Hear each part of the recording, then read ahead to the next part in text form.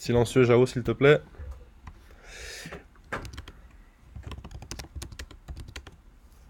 Donc, maintenant, messieurs, vous êtes prêts à passer sur Ruby on Rails. Donc, je sais que certains d'entre vous étaient frustrés par le fait de ne pas pouvoir avoir un résultat visuel sur leur écran. Désormais, ça va être possible.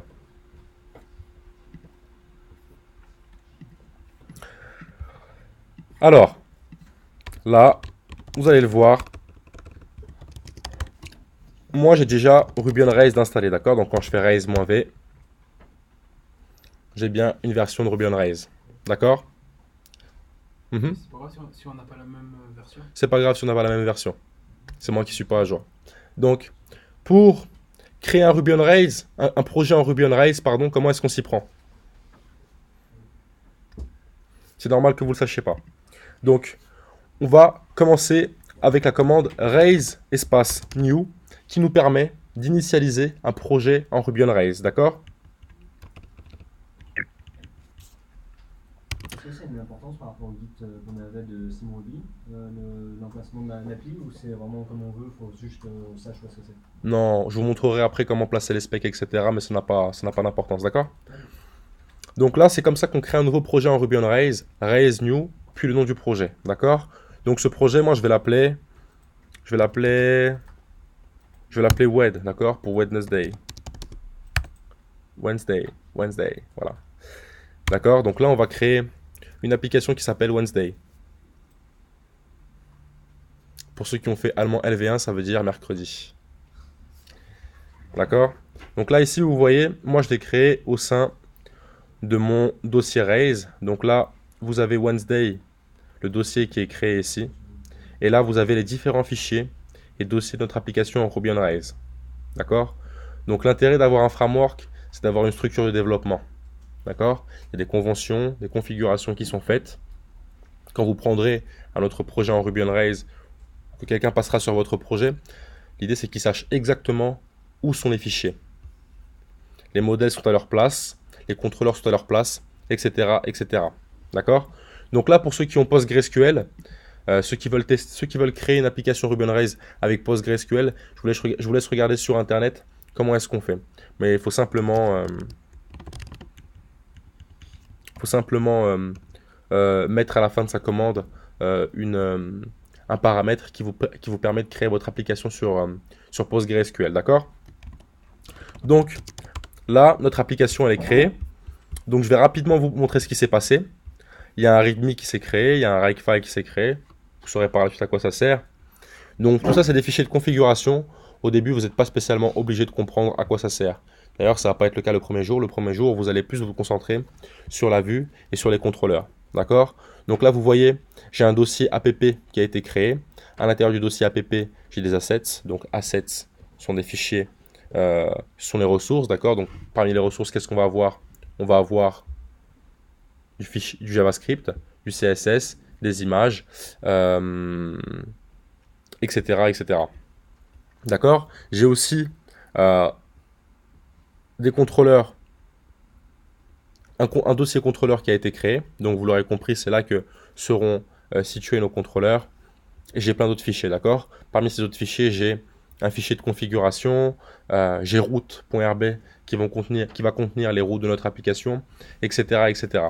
On va passer là-dessus après, d'accord? Ce qui se passe ici, c'est que là, vous pouvez le voir, on run bundle install. Donc bundle install, c'est quoi? Bundle install, c'est la commande qui va installer les packages et les dépendances de votre application Ruby on Rails. D'accord?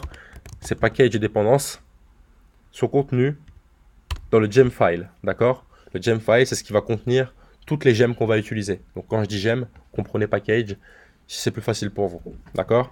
Donc ici, vous pouvez voir que on a une URL source depuis laquelle on va prendre ces packages, etc., etc. Là, on a quelques gemmes par défaut. Je vous dis par défaut dans le sens où plus tard, vous allez pouvoir rajouter vos propres gemmes, d'accord? Soit les vôtres, soit des gemmes de la communauté, des gemmes open source. Ok? Donc là, vous pouvez voir qu'on a des groupes donc, qui s'appellent développement et test.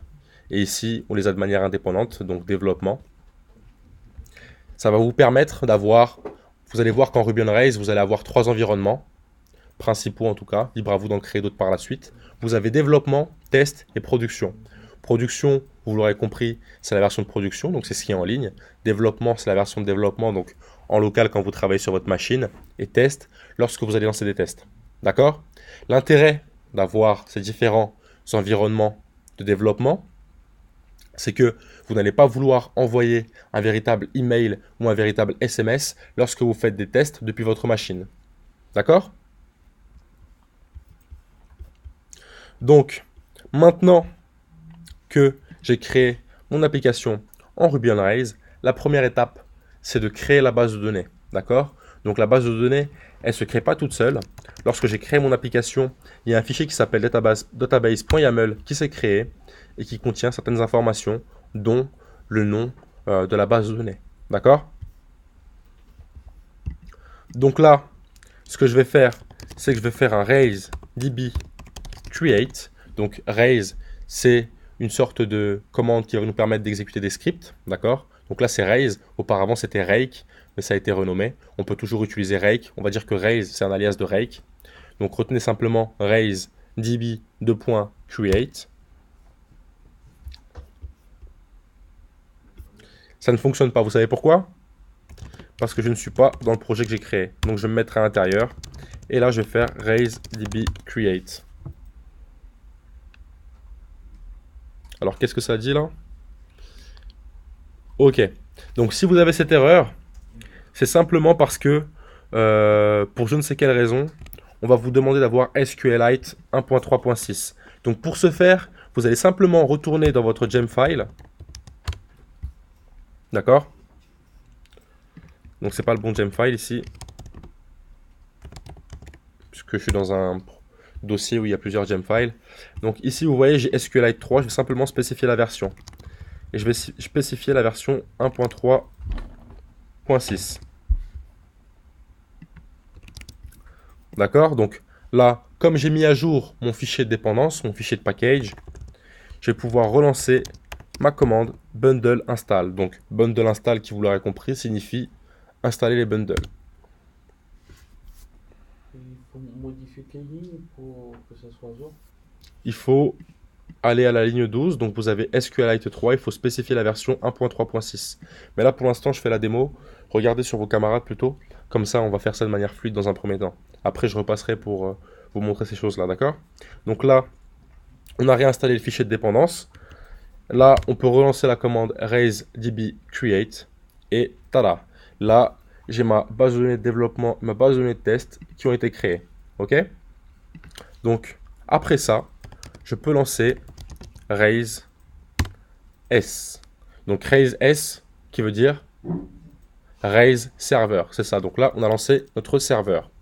Donc là, on peut voir que mon serveur, il a été lancé sur le port 3000. Donc je peux aller sur Chrome et me rendre sur le port 3000. Et là, j'ai cette page. Yay, you're on Rails. D'accord? Donc c'est bien beau tout ça. Mais comment est-ce que moi, maintenant, je crée ma propre page? Alors, pour ça, on va regarder l'arborescence de notre projet. D'accord? Donc, comme je vous l'ai dit, dans les premiers jours, vous allez principalement vous concentrer sur le dossier APP. D'accord? Donc, le dossier APP, il contient modèle, vue, contrôleur, assets, etc. Donc, nous, on va principalement se concentrer aujourd'hui sur le contrôleur et sur la vue. Et sur un fichier qui s'appelle route.rb. Donc ce fichier route.rb, il va contenir vos routes. Donc là, on va se faire une rapide introduction à modèle, vue et contrôleur, d'accord? Donc pour l'instant, simplement contrôleur et vue. Donc,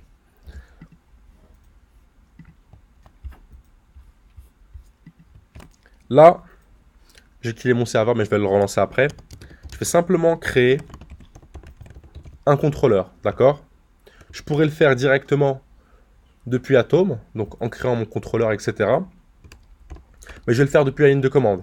La vidéo, je vous la renverrai, comme ça vous pourrez voir toutes les commandes. Et après, on va se faire un récapitulatif de toutes les commandes sur un fichier. Comme ça, vous pourrez les avoir, d'accord? Donc, vous allez voir qu'en Ruby on Rails, vous avez des générateurs. Donc, vous avez des générateurs assez complets. Là, je vais en prendre un plutôt basique qui s'appelle Rails Generate Controller.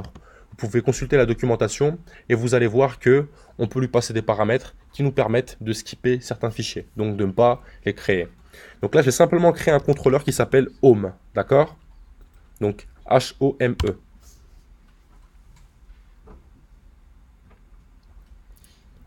Donc normalement, les contrôleurs, ils commencent par une majuscule.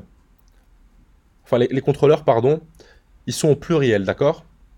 Mais là, comme c'est un contrôleur Home, qui va simplement servir à afficher un index, on le met au singulier. Mais ça, c'est vraiment une exception, d'accord? Donc là, vous pouvez remarquer que ça a créé un fichier home/controller.rb. Ça a créé un dossier home dans mon dossier views qui contient les views. Et après, le reste, c'est des fichiers de test. Tout ça, on s'en fout. On ne va pas le calculer pour le moment, d'accord? Donc là, vous pouvez le voir. J'ai un fichier home/controller.rb qui a été créé. Donc là, vous voyez, j'ai ma classe HomeController qui hérite de application controller. Application controller, vous pouvez le voir, hein, il est juste à côté de votre fichier homecontroller.rb. Donc voilà, il contient quelques méthodes qu'on verra plus en profondeur plus tard. Et voilà, il faut que vous sachiez que tous vos fichiers contrôleurs, ils vont hériter de ce contrôleur-là par défaut. D'accord? Donc moi, dans ce fichier HomeController, je vais définir ce qu'on appelle une action. Qui sait ce que c'est qu'une action? Voilà, c'est une méthode. C'est une méthode. Les méthodes d'un contrôleur, on va appeler ça... Alors pas toutes, mais allez, grosso modo, les méthodes d'un contrôleur, on va appeler ça des actions, d'accord? Donc moi, cette méthode, je vais l'appeler index. D'accord? Cette action-là, c'est ce qui va nous permettre d'afficher la page d'accueil. Ok? Donc là, je crée simplement un index qui est vide. Ok? Et du coup, ce contrôleur, il va être relié à une vue. À votre avis, comment va s'appeler la vue qui lui est reliée? Exactement. Donc dans mon dossier views, qui est juste ici, j'ai le dossier home et je vais rajouter un fichier index.html, html.erb. Parce que le langage de templating en Ruby, c'est l'ERB, d'accord? Donc vous allez voir que c'est simplement du HTML qui va vous permettre de passer des variables à l'intérieur. Donc là, on a notre contrôleur home avec son action index et le fichier index.html.erb contenu dans le dossier home qui lui-même est contenu dans le dossier views. Ok? Donc moi maintenant dans cet index.html.erb, je vais mettre hello, index. D'accord? Donc maintenant, je vais relancer mon serveur et je vais afficher la page d'accueil. Qu'est-ce qui va se passer à votre avis? Pardon? Eh non, c'était un piège. Je vais rester sur cette page-là. D'accord? Pourquoi? Parce qu'il y a une dernière étape. Cette dernière étape, c'est le dossier, c'est le fichier de route. Donc, route, qui vous l'aurez compris, c'est là où on doit passer en fait. c'est les différentes URL en fait. C'est les différentes routes, on va dire, de votre application Ruby on Rails. Donc là, dans le fichier route, vous aviez, pour des détails sur le DSL, vous pouvez consulter cette page-là. Donc on va consulter cette page-là. Donc ça, c'est la documentation de route.rb. D'accord? Donc là, je vais rapidement lire.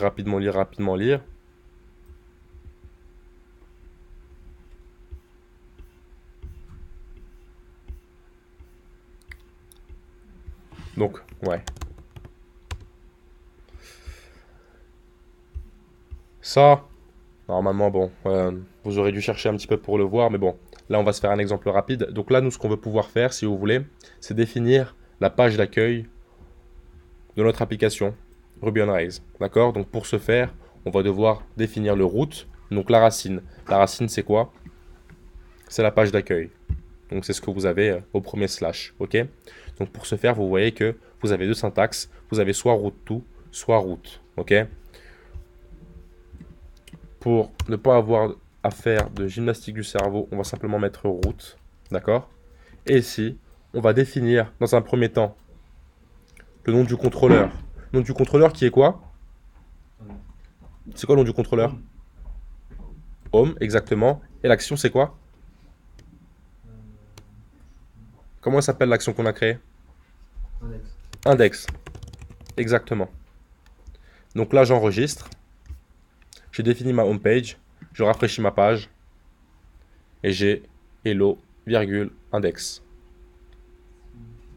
D'accord? Donc, récapitulatif de ce qu'on vient de faire. On a créé un contrôleur qui s'appelle home underscore controller.rb dans notre dossier contrôleur, d'accord? Ce contrôleur, il a une action, donc une méthode qui s'appelle index, d'accord? Et il a une vue dans le dossier vue qui est contenue dans le dossier home, d'accord? Et ici, on a hello, virgule, index. Donc maintenant, là, vous imaginez bien. Alors, vous savez à quoi ça sert un contrôleur ou pas? Oui, Vous l'avez vu? D'accord. Donc vous avez un peu compris que, on va dire que le contrôleur, c'est un peu le pont entre le modèle et la vue. En quelque sorte, d'accord? Donc, on peut passer des variables dans un contrôleur, n'est-ce pas? D'accord. Donc là, je vais créer une variable qui s'appelle Toto est égal salut. D'accord? Et là, je vais vous montrer comment est-ce que on interprète une variable dans du html.erb. Donc, c'est simplement comme ça, d'accord? Donc là, à votre avis, est-ce que je vais avoir Toto?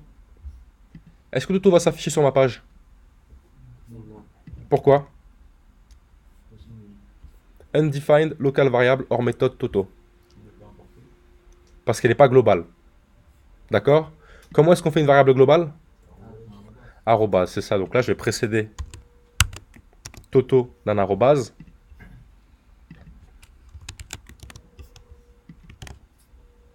Et là, je le vois bel et bien dans ma vue. D'accord? Donc là, on va se faire un autre exemple avec une variable globale un peu plus complexe. Donc on a vu ce que c'était les hash. D'accord? Donc là, ce qu'on va se faire, c'est qu'on va se faire un tableau de hash qui s'appelle post. D'accord? Donc, dans ce tableau,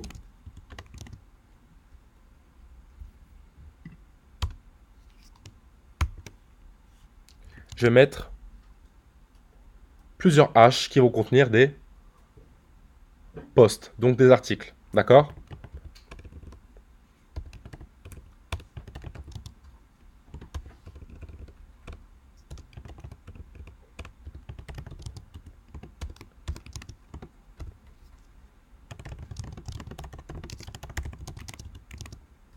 Donc on a quoi dans un article? On a un titre, on a un corps, exactement. Donc là, comme je l'ai mis en anglais, on va plutôt mettre body, ok?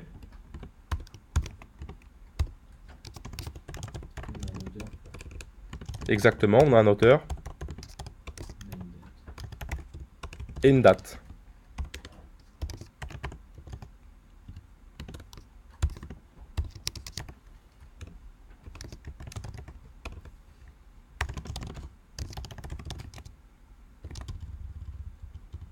Donc là, backslash pour escaper l'apostrophe. On va se mettre une date.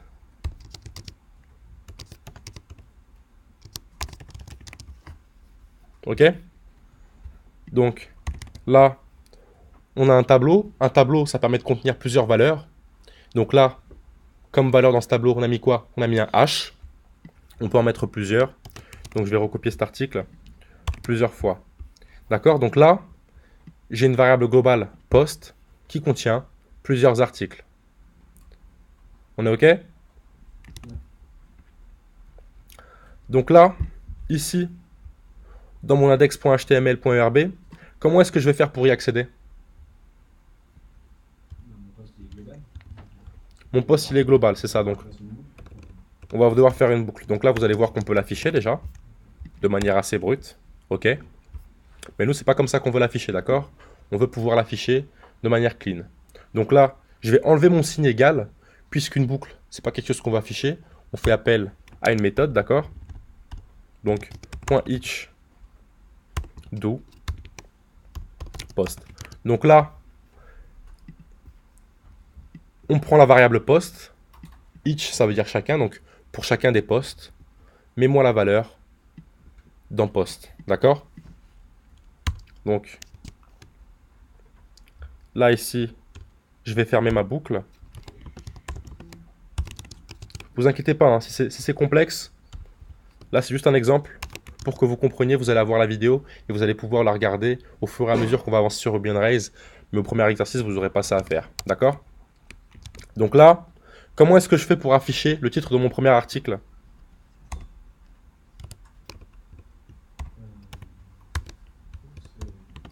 Dans le title, on va taper sur le title. D'accord? Je fais comment? J'affiche title comme ça? Non, Je fais quoi? non, c'est à partir du post. C'est ça, exactement. Post.title. Post.title, comme ça?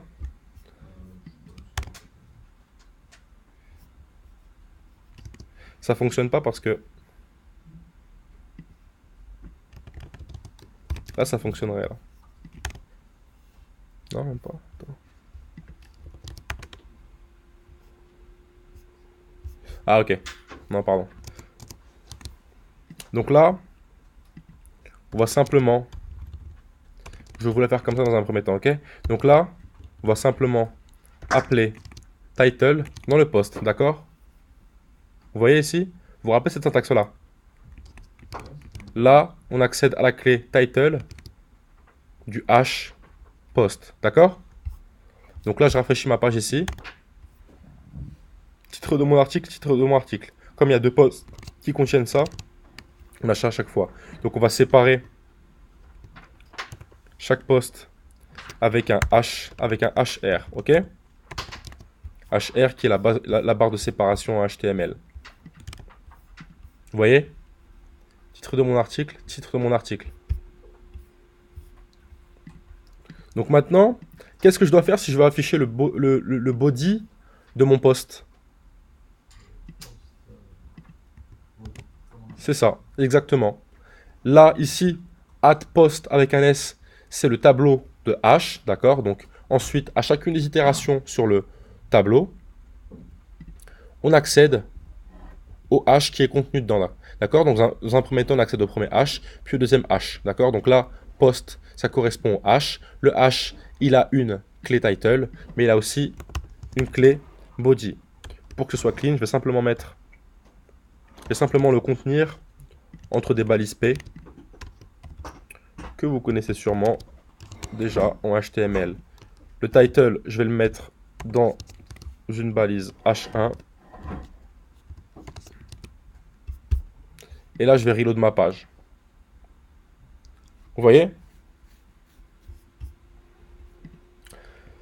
Donc voilà, je voulais simplement vous montrer ça.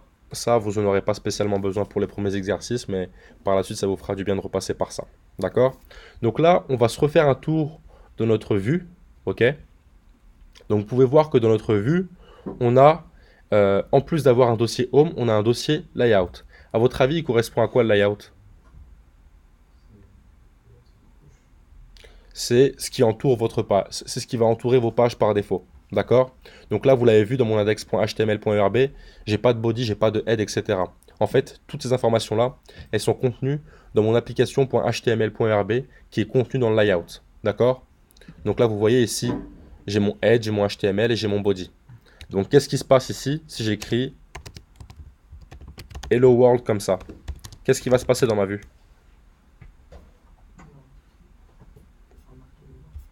Exactement. On va voir Hello World juste au-dessus. D'accord? Ça, ce que vous voyez ici, là, yield, c'est les vues qui vont être appelées. D'accord? Donc là, ce qui peut être intéressant de faire dans le layout, c'est de mettre un header ici et un footer juste en dessous. D'accord? Donc là, je vais mettre header ici et footer juste en dessous. Vous voyez? Donc là, on va se faire un dernier tour. Derniers éléments que j'aimerais que vous voyez. Donc on a les assets, comme je vous l'ai dit. Ici, on a le JavaScript. Donc ici, on a l'application.js. Ici, je peux mettre un alerte et écrire Hello World. Vous voyez, il y a Hello World qui s'appelle. Donc par défaut, javascript.js, c'est le fichier qui s'appelle à chaque fois que vous allez lancer une page. D'accord? Et vous avez également application.css et home.scss qui s'est créé automatiquement. Donc là, application.css, on peut le renommer en .scss si nécessaire. Mais là, si je fais un, par exemple, body background red, le background de mon application sera bel et bien red. D'accord? Donc, là, je peux comprendre que au début, ce soit un petit peu laborieux. Là, on vient de voir pas mal de dossiers d'un coup, pas mal de commandes d'un coup, etc., etc. Mais il faut que vous compreniez qu'un framework, c'est vraiment là pour vous faciliter le développement d'une application. Une fois que ça va rentrer, vous allez voir que les applications, vous allez pouvoir en créer en un claquement de doigts. Moi, il y a plusieurs applications. Enfin, quand je dis application, je parle d'application web, hein, d'accord? Donc, site internet avec dynamique, qui pourrait prendre un mois pour d'autres sur d'autres langages de programmation. En Ruby on Rails, je suis capable de les développer assez rapidement, puisque maintenant je connais les commandes par cœur et il y a toutes ces gemmes, tous ces bundles, donc ces packages qui me permettent d'en créer assez rapidement. Donc, encore une fois, un framework, ça va vous apporter une structure de développement. Là, aujourd'hui, peut-être que vous allez un peu galérer à chaque fois vous remémorer où sont les vues, où sont les contrôleurs, qu'il faut mettre le contrôleur et son action dans le dossier, dans le fichier route. Mais vous allez voir que plus vous allez pratiquer, plus tout ça, ça va aller vite. D'accord?